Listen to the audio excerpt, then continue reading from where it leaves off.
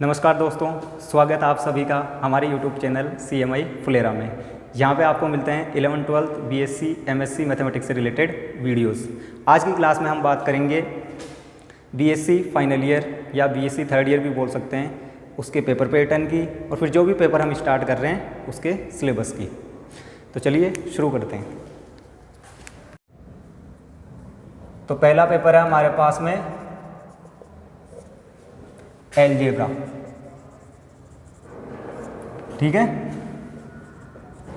हिंदी में बोलेंगे बीजगणित। एक ही बुक है पेपर के अंदर, बुक का नाम है एब्स्ट्रैक्ट अलजेब्रा, अमूर्त बीजगणित। टोटल मिला के 40 नंबर का पेपर, 5 यूनिट्स में डिवाइडेड। अगला जो पेपर है वो है कॉम्प्लेक्स एनालिसिस, ठीक है। कॉम्प्लेक्स एनालिसिस जिसको कि बोलेंगे हम सम्मिश्र विश्लेषण। 40 नंबर का पेपर, सेम 5 यूनिट। इसमें भी एक ही बुक है और जो बुक है वो भी क्या है, कॉम्प्लेक्स एनालिसिस। तो बुक का नाम भी कॉम्प्लेक्स एनालिसिस ही है। पेपर थर्ड जो कि है मैकेनिक्स या जिसको बोलेंगे यांत्रिकी। इसमें हमारे पास में 2 बुक्स है। पहली बुक जो कि डायनेमिक्स है, जिसको कि गति विज्ञान, और इसके साथ में एक स्टैटिक्स की बुक है जिसको बोलेंगे हम स्थिति विज्ञान। Same 40 number, 5 unit. लेकिन यहाँ पे अब मार्क जो यूनिट्स का डिस्ट्रीब्यूशन है वो इस तरह से है कि गति विज्ञान में से 3 यूनिट, स्थिति विज्ञान में से 2 यूनिट। तो 3 + 2 पैटर्न है यहाँ पे। तो ओवरऑल हर बार की तरह यहाँ पे भी हमारे पास में 3 ही पेपर है। पहला जो पेपर है वो अलजेब्रा का है, एक ही बुक है अलजेब्रा वाली, 40 नंबर का पेपर, 5 यूनिट्स में डिवाइडेड। जो दूसरा पेपर है वो कॉम्प्लेक्स एनालिसिस, 40 नंबर का पेपर, 5 यूनिट्स में डिवाइडेड। जो तीसरा पेपर है उसमें ज़रूर हमारे पास में 2 बुक्स है, एक डायनेमिक्स, एक स्टैटिक्स। तो डायनेमिक्स में से 3 यूनिट, स्टैटिक्स में से 2 यूनिट, टोटल मिला के 40 नंबर। तो सारे पेपर्स का जो मार्क्स डिस्ट्रीब्यूशन है सेम है, 40 40 40। बाकी 30 नंबर का प्रैक्टिकल है। प्रैक्टिकल की बुक अलग है, सी प्रोग्रामिंग, ठीक है। तो हम जो पेपर स्टार्ट कर रहे हैं उसकी बात कर लेते हैं। अधिकतर कोचिंग्स में सब जगह सेकंड पेपर ही स्टार्ट करते हैं, लगभग हर एक ईयर में। तो हम भी सेकंड पेपर ही स्टार्ट करेंगे, संख्यात्मक सम्मिश्र विश्लेषण, ठीक है। तो कॉम्प्लेक्स एनालिसिस या सम्मिश्र विश्लेषण से स्टार्ट करेंगे। तो ध्यान दें, पहले सम्मिश्र विश्लेषण या कॉम्प्लेक्स एनालिसिस में हम देखेंगे कि कितनी यूनिट्स है, 5 यूनिट्स है, और उसमें कौन कौन से चैप्टर्स इंक्लूडेड है। फिर जो भी टॉपिक हम स्टार्ट कर रहे हैं उसकी बात करेंगे। तो ध्यान दें,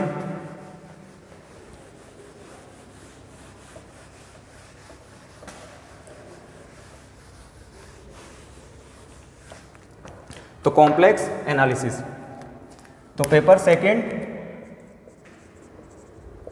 सेकंड से स्टार्ट कर रहे हैं जो कि है कॉम्प्लेक्स एनालिसिस, ठीक है, सम्मिश्र विश्लेषण। तो सम्मिश्र विश्लेषण, तो सबसे पहली यूनिट की यदि मैं बात करूं, यूनिट फर्स्ट, तो यूनिट फर्स्ट में कौन कौन से चैप्टर आ जाते हैं, चैप्टर 1, चैप्टर 2, चैप्टर 3। आपकी जो JPH की बुक है उसी के चैप्टर्स की बात करेंगे हम। जनरली राजस्थान यूनिवर्सिटी में लोग JPH की बुक ही प्रीफर करते हैं, बाकी आप पे डिपेंड करता है आप जिस भी बुक से पढ़ना चाहें। यूनिट सेकंड, ठीक है। तो यूनिट सेकंड में हमारे पास में है चैप्टर 7, चैप्टर 8। अब जो चैप्टर 8 है वो पूरा नहीं है, उसका केवल आधा भाग ही है। अब ये आधा भाग कहाँ तक है, जब हम यूनिट पढ़ेंगे तो बता देंगे कि कहाँ तक है। तो चैप्टर 7 और चैप्टर 8, अब चैप्टर 8 पूरा नहीं है, उसका केवल आधा भाग ही है, कुछ पार्ट ही है।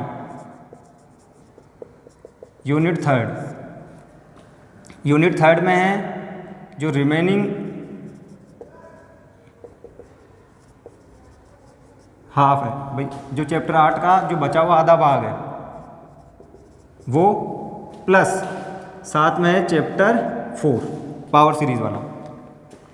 उसके बाद में है यूनिट 4, तो यूनिट 4 में है chapter 9, chapter 10, chapter 9 plus chapter 10, unit 5, तो यूनिट 5 में है चैप्टर 5, चैप्टर 6, चैप्टर 11, चैप्टर 12।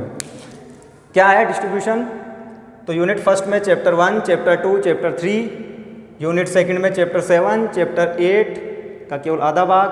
आधा कहाँ तक है? एग्जैक्ट आधा नहीं है, जहाँ तक भी आधा होगा जनरली टेलर सीरीज तक या जो भी आधा है, जब यूनिट पढ़ेंगे तो बता देंगे जो भी टॉपिक्स 8वें चैप्टर के यूनिट सेकंड में हैं। यूनिट थर्ड में जो इसका बाकी आधा बचा हुआ भाग है वो तो है ही, और साथ में चैप्टर 4 पावर सीरीज वाला चैप्टर, और यूनिट 4 में चैप्टर 9 और चैप्टर 10 सिंगुलैरिटी और ये रेजिड्यू वाला चैप्टर। और उसके बाद में यूनिट 5 में ये chapter 5 conformal mapping, bilinear transformation, contour integration और ये एनालिटिक कंटिन्यूएशन। ठीक है, चैप्टर 12। अब यदि मैं इसमें मेजर पार्ट की बात करूं तो ध्यान दो, चैप्टर 3 इंपॉर्टेंट है क्योंकि इसमें आप पढ़ने वाले हो एनालिटिक फंक्शन, और जो एनालिटिक फंक्शन है तो उस एनालिटिक फंक्शन का यूज चलेगा आपके बाकी सारी यूनिट्स में। ऐसे नहीं कि आपने यहाँ एनालिटिक फंक्शन पढ़ा, अब आप आगे जो भी चैप्टर्स पढ़ोगे उसमें इसका कुछ यूज़ ही नहीं आएगा। तो ये जो एनालिटिक फंक्शन आप यहाँ पे पढ़ोगे इसका पूरा का पूरा यूज़ आएगा बाकी जितने भी चैप्टर्स हैं उन सब के अंदर। तो आप बिना चैप्टर 3 पढ़े ये चैप्टर्स नहीं पढ़ सकते। ठीक है, हालांकि आप किसी भी यूनिट को कवर करने के लिए आज से 2-3 साल पहले की बात करें तो जो ऊपर के 2 क्वेश्चन आपके पेपर में, ऊपर 2 क्वेश्चन आते हैं, नीचे 2 क्वेश्चन आते हैं, तो बच्चे जनरली 2 क्वेश्चन ही तैयार करके जाते हैं। लेकिन अभी जो कॉम्प्लेक्स का पेपर आ रहा है पिछले 2-3 साल में, वो बिल्कुल मिक्स होकर आता है। आप एग्जैक्ट ये नहीं बता सकते कि कौन से 2 आने वाले हैं। तो अभी यदि आपको पूरे क्वेश्चन अटेंड करने हैं, कि आप चाहते हो कि जो आपके क्वेश्चन है या आप पूरा पेपर अटेंड करें, तो आपको कम से कम इसमें चैप्टर 1, चैप्टर 3, चैप्टर 7, ये चैप्टर 8, ये चैप्टर 8, चैप्टर 4, चैप्टर 9, 10 और चैप्टर 5, 6 या 11, 12 में से एक जो भी आप पढ़ें। तो कम से कम यदि 4 क्वेश्चन आ रहे हैं तो हमारी 3 क्वेश्चन की तैयारी होनी चाहिए उस यूनिट में, क्योंकि जब 4 में से 3 क्वेश्चन की तैयारी होगी तब फिर वो पेपर में डिस्ट्रीब्यूट कैसे भी कर दे क्वेश्चंस को, 2 क्वेश्चन हमें मिल ही जाएंगे। ठीक है, तो पिछली 2-3 सालों में इसका पेपर पैटर्न चेंज हो गया, वरना पहले लोग केवल चैप्टर 3 पढ़ के भी यूनिट फर्स्ट में काम चला लिया करते थे, यूनिट सेकंड में चैप्टर 7 पढ़ के काम चला लिया करते थे, यहाँ चैप्टर 4 या चैप्टर 8 पढ़ के काम चला लिया करते थे, यहाँ चैप्टर 9 केवल, और यहाँ 5 और 6 पढ़ के। जबकि अभी ऐसा नहीं है, अभी जो यूनिवर्सिटी है उसने पेपर पैटर्न चेंज कर दिया है और वो कहीं से कुछ भी पूछ लेती है।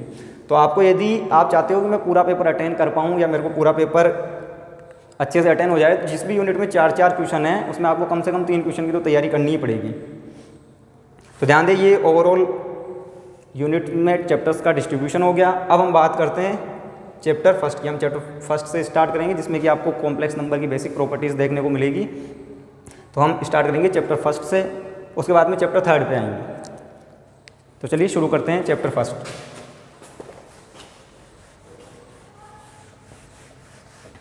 तो चैप्टर फर्स्ट में बेसिक प्रॉपर्टीज़ है।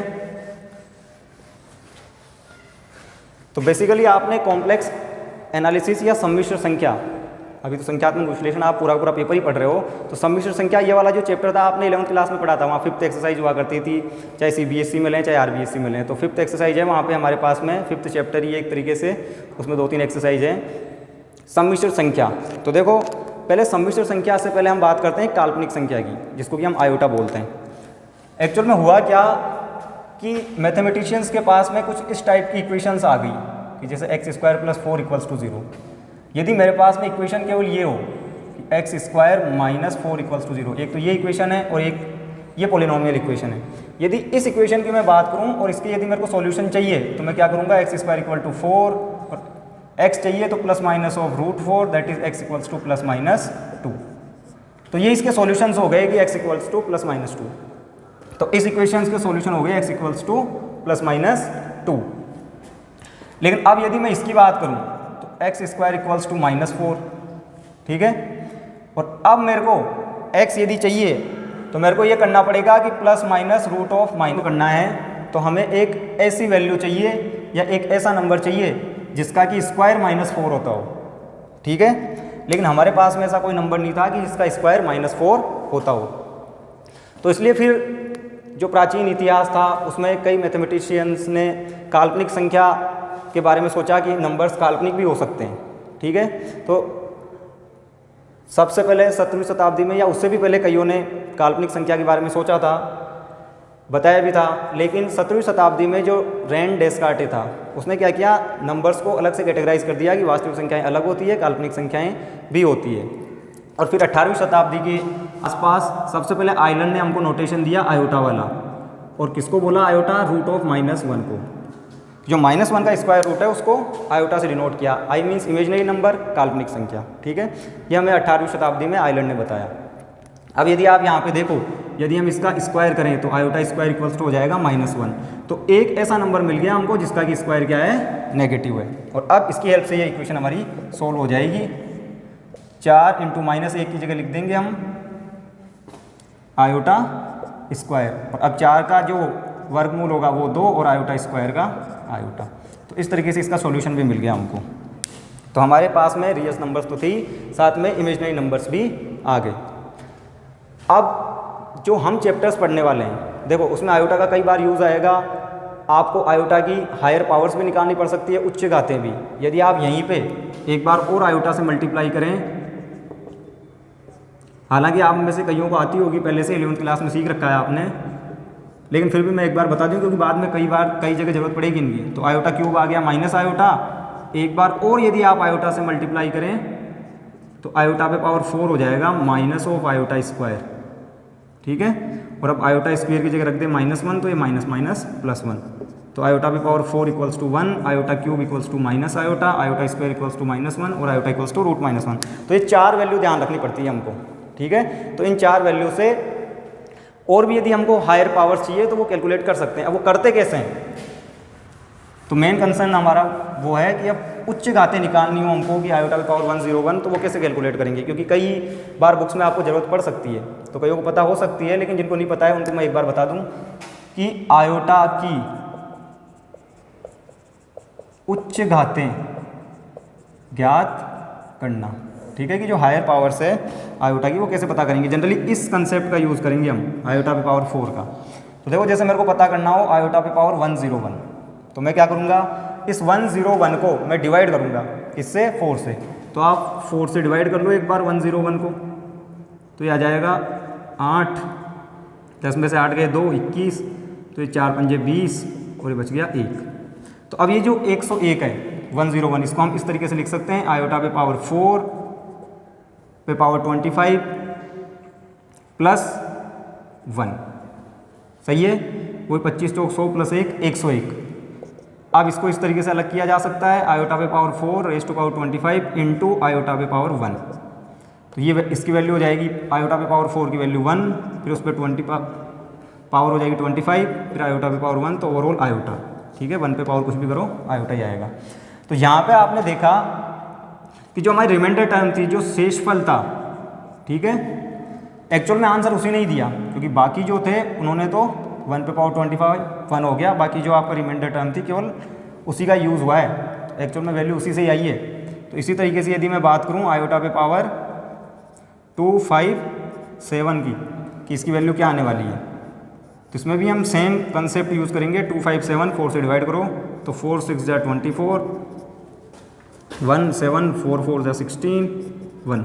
ठीक है, तो ओवरऑल इसको लिखेंगे आयोटा पे power 4 raise to power 64 into iota पे पावर 1।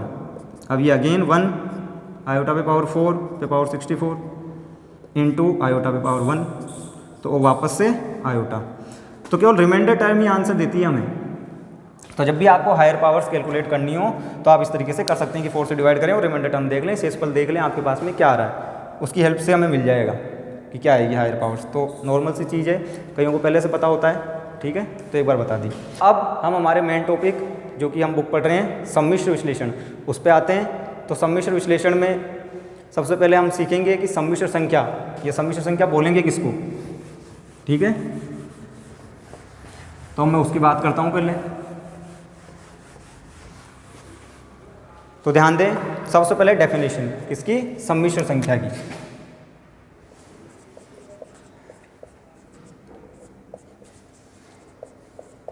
तो सम्मिश्र संख्या या जिसको हम बोलते हैं कॉम्प्लेक्स नंबर। ठीक है, क्या है डेफिनेशन? एक ऐसी संख्या जिसे z equals to a plus iota b के रूप में व्यक्त किया जा सके। तो एक ऐसी संख्या जिसे a प्लस आयोटा b के रूप में व्यक्त किया जा सके जहां a comma b belongs to r। a और b क्या है? वास्तविक संख्याएं हैं, आयोटा रूट -1 है। ठीक है, तो क्या बोल रहे हैं कि सम्मिश्र संख्या, तो सम्मिश्र संख्या की डेफिनेशन क्या है? एक ऐसी संख्या जिससे हम z equals to a plus iota b type से लिख सकें। अब a b क्या है? यहाँ पे a b रियल नंबर्स हैं। ठीक है, तो एक्चुअल में यदि देखा जाए ना तो जो कॉम्प्लेक्स नंबर है या सम्मिश्र संख्या है वो रियल नंबर्स का एक्सटेंशन ही है। और आप देखोगे भी इस बुक में कि जो सम्मिश्र संख्याएं हैं या जो सेट ऑफ कॉम्प्लेक्स नंबर्स है वो कई मामलों में सेट ऑफ रियल नंबर से बेहतर है। ठीक है, केवल एक को छोड़ के कि जो सेट ऑफ रियल नंबर्स होता है वो कंप्लीट ऑर्डर्ड फील्ड होता है, पूर्ण क्रमित क्षेत्र होता है। ठीक है, जबकि सेट ऑफ कॉम्प्लेक्स नंबर्स पूर्ण क्रमित क्षेत्र नहीं होता है। तो उसका रीज़न है कि जो रियल नंबर्स होते हैं वो क्रम अभिगृति या ऑर्डर एक्सियोम्स का पालन करते हैं, जबकि कॉम्प्लेक्स नंबर नहीं करते हैं। कि कोई भी दो रियल नंबर हो आपके पास में तो उन दो रियल नंबर्स के साथ में तीन संबंध में से कोई एक संबंधी लगेगा कि हो सकता है कि जो पहला रियल नंबर है वो दूसरे से छोटा हो। ठीक है, यदि हम क्रम संबंधों की बात करें तो, या फिर हो सकता है पहला रियल नंबर दूसरे से बड़ा हो, या फिर हो सकता है कि पहला और दूसरा रियल नंबर क्या हो? बराबर हो। तो तीन केस हैं कि या तो पहला नंबर दूसरे से छोटा हो सकता है, या फिर हो सकता है कि जो पहला नंबर है वो दूसरे से बड़ा हो, या फिर पहला और दूसरा नंबर दोनों क्या हो सकते हैं? बराबर हो सकते हैं। जबकि कॉम्प्लेक्स नंबर में ऐसा नहीं है। ठीक है, कॉम्प्लेक्स नंबर में ये प्रॉपर्टी नहीं लगती है, ध्यान रहे। तो यहाँ पे यदि मैं बोलूँ ना कॉम्प्लेक्स नंबर्स में कि Z1 is greater than Z2 या Z2 is less than Z1, तो ये एक तरीके से सेंसलेस है, अर्थहीन है। ठीक है, तो ये यहाँ पे अप्लाई नहीं होता है, तो इनका यहाँ कोई मतलब नहीं है। ये असमीकाएँ, ये इनइक्वालिटीज़ यहाँ होल्ड नहीं होती है, ये एक तरीके से सेंसलेस है, अर्थहीन है। ठीक है, अमान्य है यहाँ पे कॉम्प्लेक्स नंबर्स के केस में। रियल नंबर्स के केस में तो हमें ऑर्डर एक्सियोम देखने को मिलती है, क्रम अभिगृति, जबकि यहाँ नहीं मिलता है। ठीक है, ध्यान रहे। अच्छा, इंग्लिश में डेफिनेशन लिखना चाहे तो आप लिख सकते हैं a number which can be expressed as z equals to a plus iota b where a comma b belongs to r। तो ये सम्मिश्र संख्या की डेफिनेशन हो गई। उसके बाद में यदि हम बात करें तो ध्यान दें, पहले मैं आपको इसको हम आर्गेंट प्लेन में या कॉम्प्लेक्स प्लेन में या कार्टेशियन प्लेन में या गौसीय तल या गौसियन प्लेन जिसको हम बोलते हैं उसमें कैसे डिनोट करते हैं वो बता देता हूँ, क्योंकि आगे किसी टॉपिक पे जाएं उससे पहले वो एक बार देख लेते हैं। क्योंकि आगे जो भी आप टॉपिक पढ़ने वाले हो, conjugate of a complex number, किसी सम्मिश्र संख्या का संयुग्मी या किसी सम्मिश्र संख्या का मापांक, मॉडुलस, ठीक है, उसमें भी इनकी ज़रूरत पड़ेगी। ठीक है, तो एक तरीके से सम्मिश्र संख्या का ज्यामितीय निरूपण।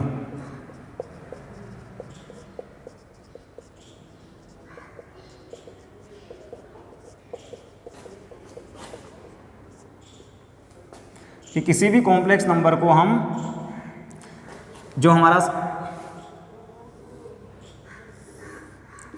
XY प्लेन है, जिसको कि हम कार्टेशियन प्लेन भी बोलते हैं, यहाँ पे हम इसको आर्गेंट प्लेन या कॉम्प्लेक्स प्लेन भी बोलते हैं, सम्मिश्र तल या आर्गेंट तल भी। तो देखो यहाँ पे ये जो x दिख रहा है आपको, ठीक है, और ये जो y एक्सिस है, इनके नाम बदल जाया करते हैं बस। ये ओरिजिन है, मूल बिंदु। ये जो a दिख रहा है आपको, इस a को बोलते हैं हम रियल पार्ट ऑफ z, कि z का वास्तविक भाग। और ये जो b है, इस b को बोलते हैं हम इमेजिनरी पार्ट ऑफ z, ठीक है, काल्पनिक भाग। ध्यान दो, नाम है केवल b का, imaginary part of z। b खुद इमेजिनरी नहीं है, b तो रियल नंबर है, ठीक है। हाँ, आयोटा से मल्टीप्लाई होने के बाद इमेजिनरी हो गया है, ठीक है। तो a मतलब a को बोलेंगे रियल पार्ट और b को बोलेंगे इमेजिनरी पार्ट। तो जो रियल पार्ट है जैसे कि a, तो यदि हमें a को शो करना हो तो ये जो x अक्ष दिख रही है ना आपको, तो एक्स अक्ष को बोलते हैं हम वास्तविक अक्ष,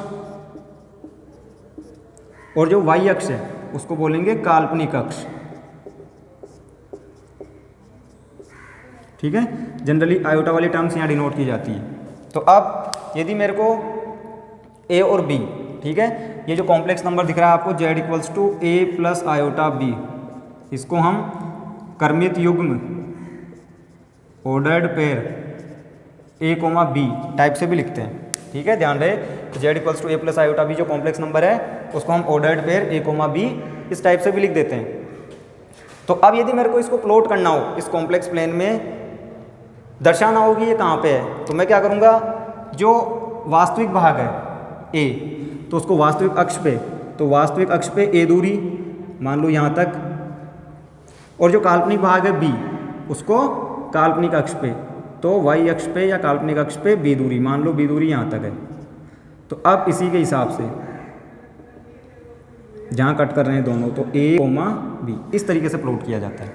ठीक है, तो ए कोमा बी, ठीक है, तो क्या करना है, जो वास्तविक भाग है उसको वास्तविक अक्ष पे देख लेंगे कि यहाँ से यहाँ तक ए यूनिट डिस्टेंस मेजर कर लेंगे, जो इमेजिनरी पार्ट है उसको इमेजिनरी एक्सिस पे काल्पनिक अक्ष पे बी यूनिट डिस्टेंस मेजर कर लेंगे, और फिर ए कोमा बी प्लॉट कर देंगे, ए कोमा बी दर्शा देंगे। तो इस तरीके से, तो कार्तीय तल में या आर्गन तल भी बोल सकते हो आप, कॉम्प्लेक्स प्लेन भी बोल सकते हो, या गौशीय तल भी हम बोलते हैं। ठीक है, उसमें किसी भी कॉम्प्लेक्स नंबर को, किसी भी सम्मिश्र संख्या को इस तरीके से दर्शाया जाता है। अब ये जो टर्म है यहाँ पे कर्मित युग्म, देखो यहाँ ऑर्डर्ड पेयर, तो ऑर्डर्ड पेयर का सीधा सीधा मतलब ये है कि यहाँ पे क्या है, ए और बी। ठीक है, ये ऑर्डर मायने रखता है यहाँ पे। यदि आपने इस ऑर्डर को चेंज कर दिया बी कोमा ए, तो फिर नंबर चेंज हो जाएगा भाई। ठीक है, ए कोमा बी और बी कोमा ए ये दोनों इक्वल नहीं है। ठीक है, ये मतलब है कर्मित युग्म का कि ए कोमा बी एक अलग कॉम्प्लेक्स नंबर है, बी कोमा ए एक अलग कॉम्प्लेक्स नंबर है। ठीक है, तो इसलिए हमने ऑर्डर्ड पेयर यूज़ किया है। यदि हमें बी कोमा ए प्लॉट करना हो कि Z equals to B plus A times iota, यदि इस कॉम्प्लेक्स नंबर्स को प्लॉट करना हो या इसको दर्शाना हो, तो हम अब यहाँ पे आप देखोगे तो वास्तविक भाग बी है, तो वास्तविक अक्ष पे बी डिस्टेंस मेजर करेंगे, बी दूरी चलेंगे, और काल्पनिक अक्ष पे ए दूरी चलेंगे। तो मैंने मान लिया जैसे बी यहाँ हो रहा है, ए यहाँ हो रहा है, तो बी कोमा ए कुछ इस तरीके से आएगा निकल के। ठीक है, दोनों अलग अलग है। तो इसी तरीके से आप जितने भी कॉम्प्लेक्स नंबर्स हैं उन सबको प्लॉट कर सकते हो।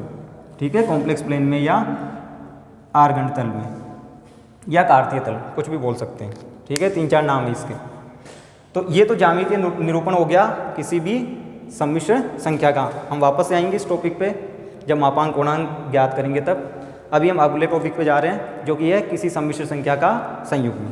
ठीक है,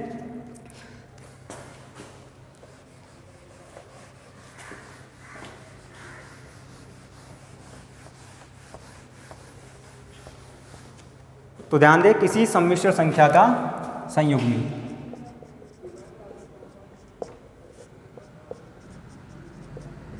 तो सम्मिश्र संख्या का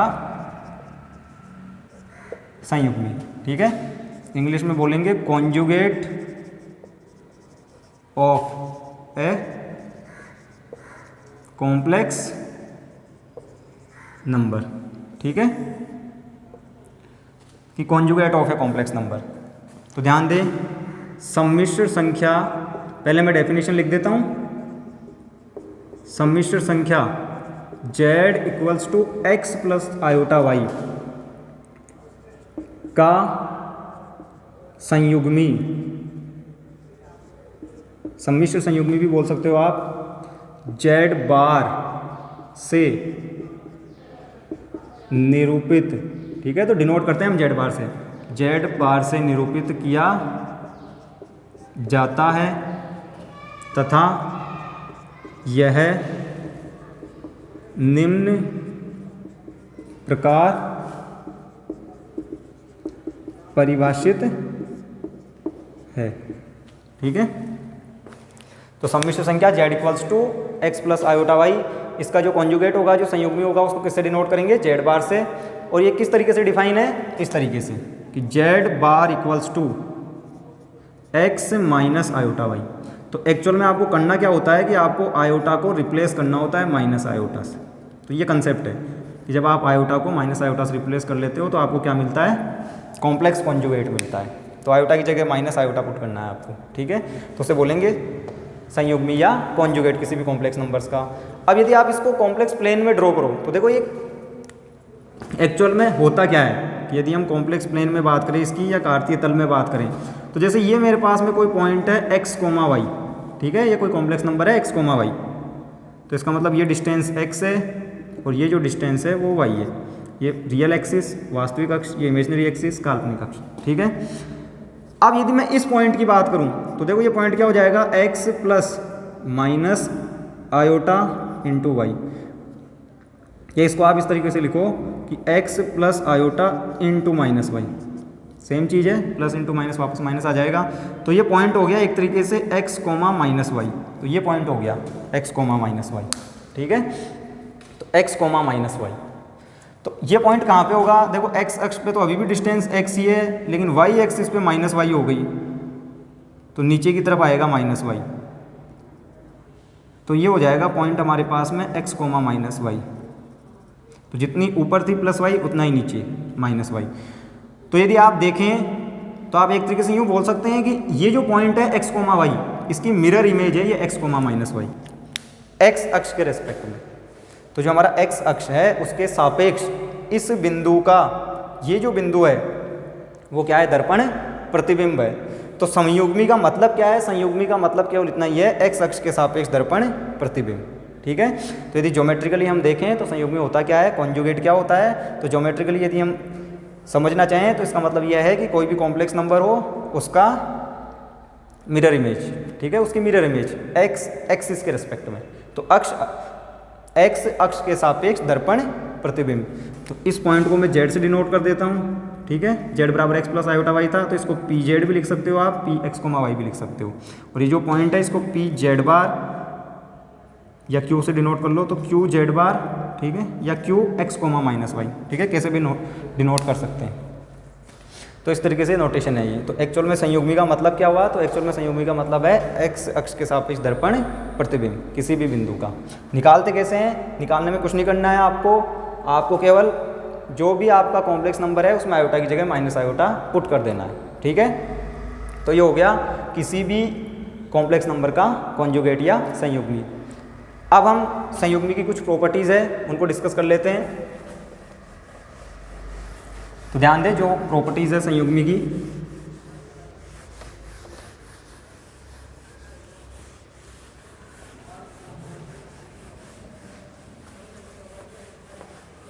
तो संयुग्मी के गुणधर्म, ठीक है। तो अब हम बात कर रहे हैं संयुग्मी, तो संयुग्मी के गुणधर्म। तो ध्यान दो कौन कौन सी प्रॉपर्टीज़ है। देखो z इक्वल्स टू है x प्लस आयोटा वाई, ठीक है, z बार, तो z बार हो जाता है हमारे पास में x माइनस आयोटा वाई।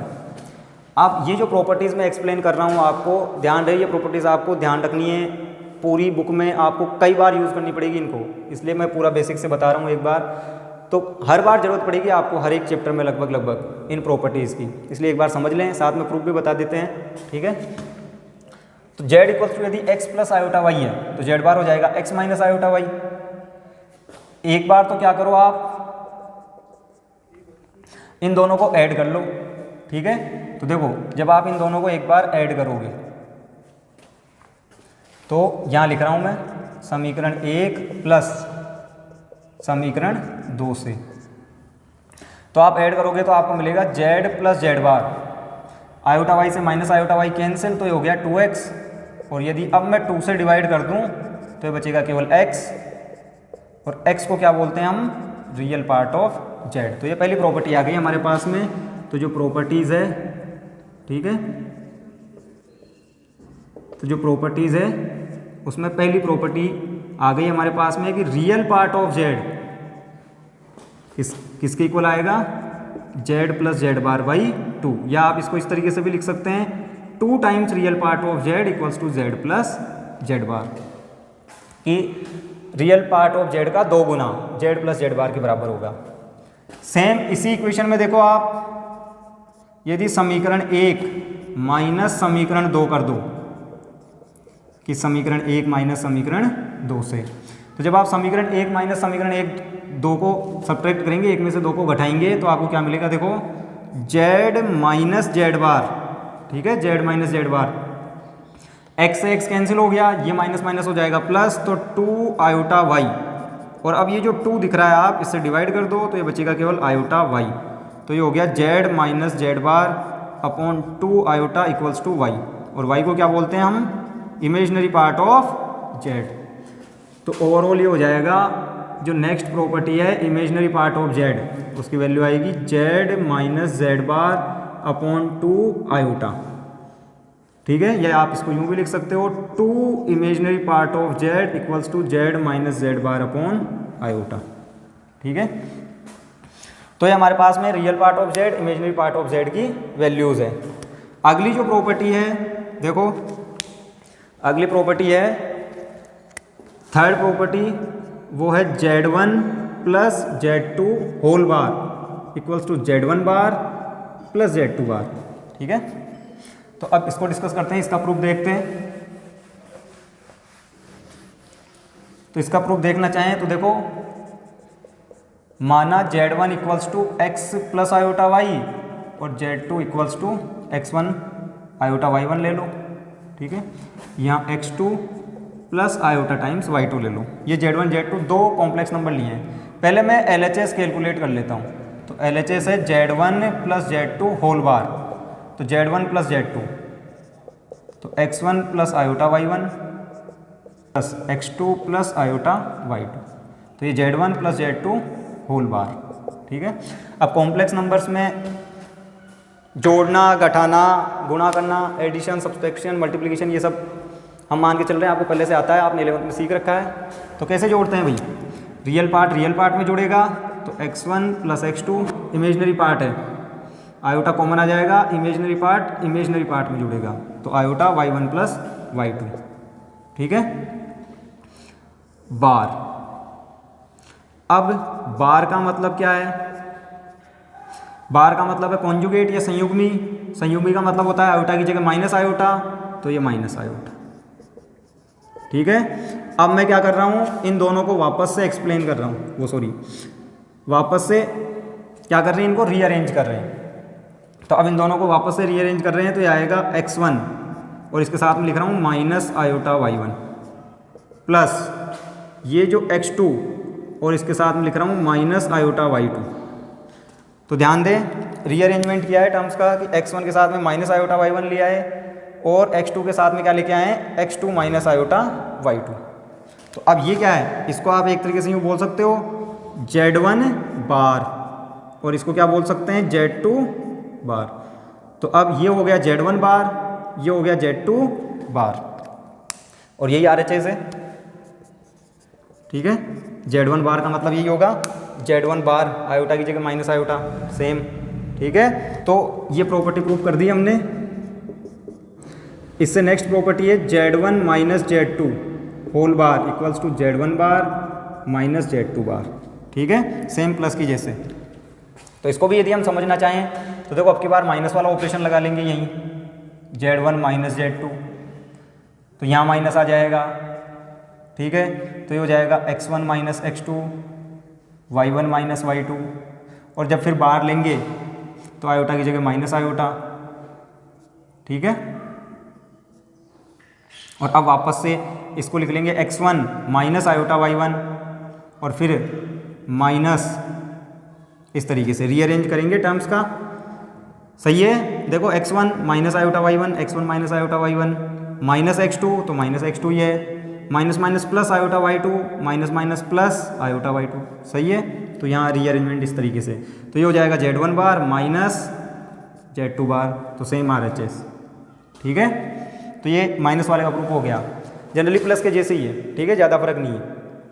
अब इसी का ही जनरलाइजेशन है, इसी का जनरलाइजेशन क्या है कि z1 plus minus z2 plus minus z3 plus minus up to zn, ये दो कॉम्प्लेक्स नंबर्स के लिए था ना, n कॉम्प्लेक्स नंबर्स के लिए भी हम इसको एक्सटेंड कर सकते हैं। तो इस तरीके से z1 plus minus z2 plus minus z3 plus minus up two plus minus zn, इस तरीके से।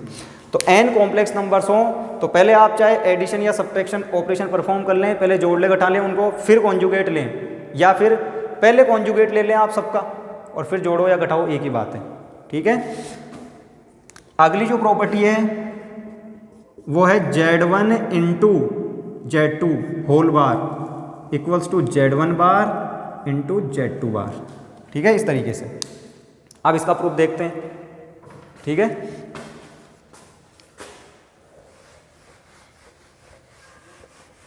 तो इसका प्रूफ यदि हम देखें तो क्या होगा कि वही अगेन लेट माना Z1 equals to x plus iota y1 और दूसरा हो जाएगा Z2 equals to x2 plus iota y2। ठीक है, तो वही LHS कैलकुलेट कर रहे हैं पहले, Z1 into Z2 whole bar. ठीक है, तो पहले मैं Z1 इंटू Z2 निकाल लेता हूँ। ठीक है, तो यहाँ अलग से निकाल रहा हूँ मैं Z1 इंटू Z2। ठीक है, तो x1 प्लस आयोटा y1 पहले इंटू कर लेते हैं, मल्टीप्लाई कर लेते हैं, फिर बाद में बार ले लेंगे ताकि बार बार बार लिखना नहीं पड़े। x2 प्लस आयोटा y2, तो करो मल्टीप्लाई x1 इंटू x2, ध्यान दें x1 into x2, x1 into iota y2 plus iota y1 into x2 plus iota into iota, iota square y1 y2। तो ये हो जाएगा देखो x1, सॉरी ये प्लस कर दिया मैंने गलती से, इंटू आएगा x1 इंटू x2। ठीक है, तो x1 into x2 plus iota के साथ में आएगा x1 y2 plus y1 x2, iota common ले लिया दोनों जगह से। आयोटा स्क्वायर की वैल्यू -1, तो ये हो गया माइनस y1 y2। तो ओवरऑल ये हो गया x1 into x2 minus y1 y2 plus में आयोटा के साथ में है x1 y2 plus y1 x2। तो ये इस तरीके से आया मेरे पास में Z1 Z2। ठीक है, तो ये Z1 और Z2 की वैल्यू है। करना क्या है, अब इसका बार लेना है, तो ले वो बार, तो Z1 Z2 बार, बार मीन्स कॉन्जुगेट, तो iota is replaced by minus iota. ठीक है, तो इसकी जगह माइनस आयोटा आ जाएगा, x1 y2 plus y1 x2। ठीक है, तो ये वैल्यू आई Z1 into Z2 whole bar की। ठीक है, कि x1 x2 minus y1 y2 minus iota x1 y2 plus y1 x2। तो अभी हमने वैल्यू निकाली है केवल किसकी, Z1 इंटू Z2 के होल बार की। अब RHS चेक कर लेते हैं, Z1 बार इंटू Z2 बार। तो देखो इस रिजल्ट को मैं लिखा हुआ रहने देता हूँ क्योंकि बाद में मैच करेंगे कि उसके साथ मैच हो रहा है या नहीं।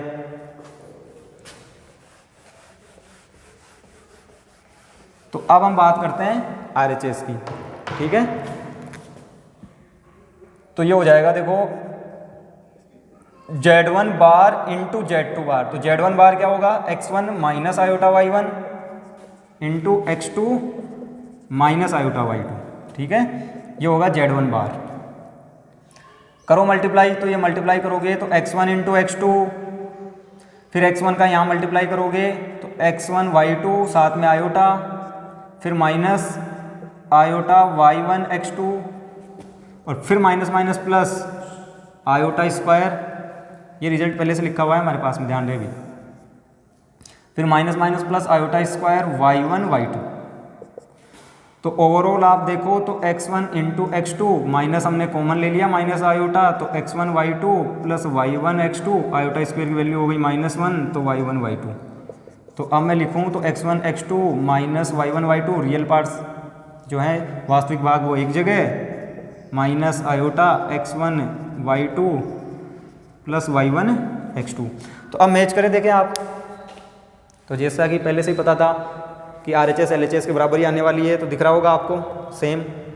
ठीक है, रिजल्ट। तो ये प्रॉपर्टी प्रूफ हो गई यहाँ पे कि Z1 Z2 whole bar equals to Z1 bar into Z2 bar.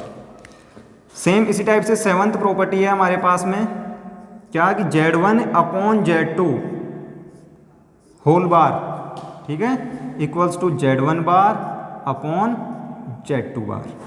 ठीक है, सेम मल्टीप्लाई की जैसे भी इसी को प्रूव कर सकते हैं, लेकिन देखो इसमें हमें एक रेशनलाइजेशन की ज़रूरत पड़ेगी। तो चलो देख लेते हैं इसका भी प्रूफ, छोटा सा ही है। इसमें एक कंडीशन है भाई कि जो Z2 है वो जीरो नहीं होना चाहिए, ठीक है, क्योंकि यदि जीरो हो गया तो जीरो का इन्वर्स इनफाइनाइट, ठीक है, तो दिक्कत हो जाएगी। तो Z2 जीरो नहीं हो सकता।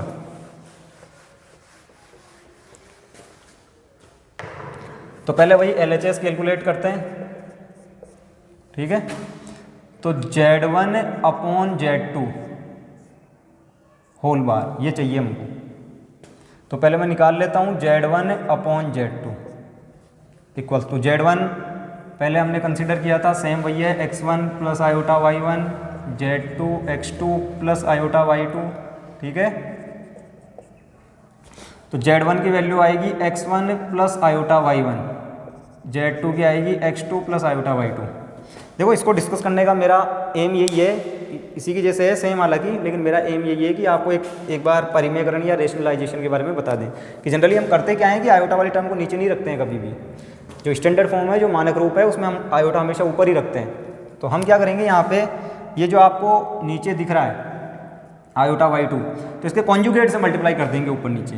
तो जब आप कॉन्जुगेट से मल्टीप्लाई करेंगे तो प्लस आयोटा का कॉन्जुगेट माइनस आयोटा, तो x2 माइनस आयोटा y2।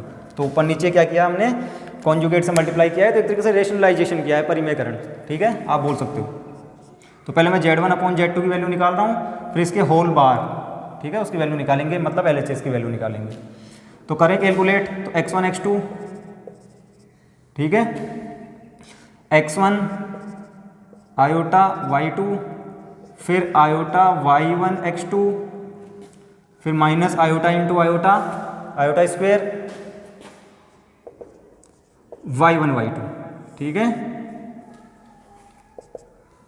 हाँ, अब यदि हम नीचे बात करें कि जो डिनोमिनेटर है हमारा हर, उसमें क्या होगा, तो देखो a plus b a minus b, ठीक है। तो यहाँ तो a स्क्वायर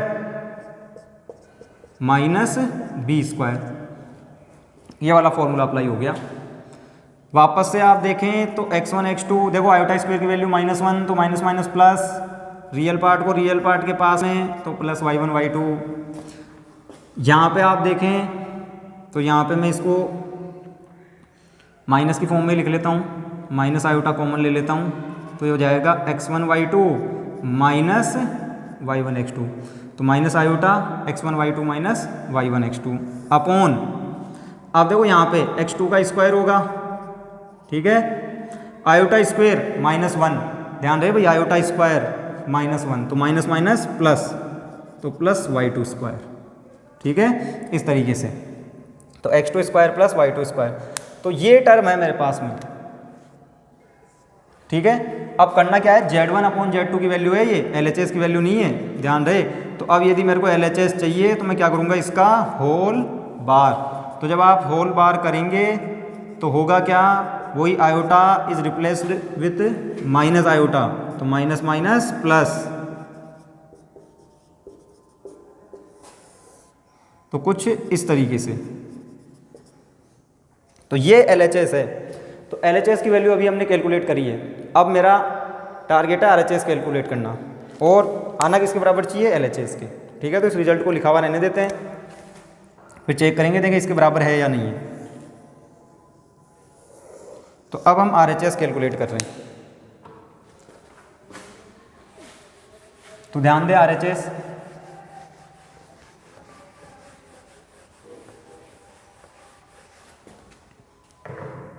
तो अब RHS डिस्कस करते हैं। तो RHS है क्या, RHS है Z1 बार अपॉन Z2 बार। तो Z1 बार हो जाएगा x1 minus iota y1, Z2 बार हो जाएगा x2 माइनस आयोटा y2, ठीक है। Z1 बार अपॉन Z2 बार सही है, क्योंकि Z1 x1 plus iota y1 था, तो उसका कॉन्जुगेट किया तो आयोटा की जगह माइनस आयोटा। जो Z2 था वो x2 प्लस आयोटा y2 था, उसका हमने कॉन्जुगेट किया तो आयोटा की जगह माइनस आयोटा, ठीक है। हाँ, इसको भी क्या करेंगे, रेशनलाइज परिमेयकरण करेंगे इसका, तो वही कॉन्जुगेट से मल्टीप्लाई, तो माइनस आयोटा की जगह प्लस आयोटा। तो ध्यान देंगे, अब रेशनलाइज कर दिया हमने, करो मल्टीप्लाई, तो x1 इंटू x2,